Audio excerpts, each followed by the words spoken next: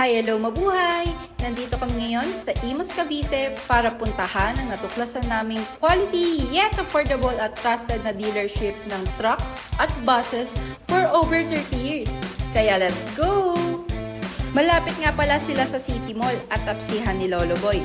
Located nga pala sila sa Tasker Compound, Pag-asa Street, Anabuan C, Imus, Cavite.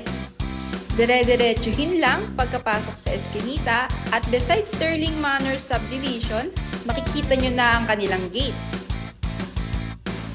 At nandito na tayo! Pagkapasok mo pa lang, makikita mo na agad ang mga trucks at buses na nakadisplay sa kanilang planta. Napakarami nilang trucks at bus na binibenta dito. At hindi lang yon, naka-zero down payment sila ngayong summer. Napaka-approachable din ng mga employee dito.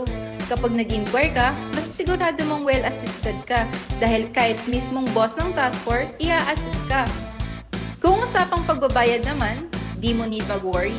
Dahil bukod sa cash payment, meron din silang in-house at bank financing. Kung meron kayong existing business o balak pa lang magsimula at nangangailangan kayo ng trucks at buses, pwedeng-pwede kayo bumisita dito sa task force. Pwede nyo sila kontakin via FB page, IG, TikTok, at YouTube.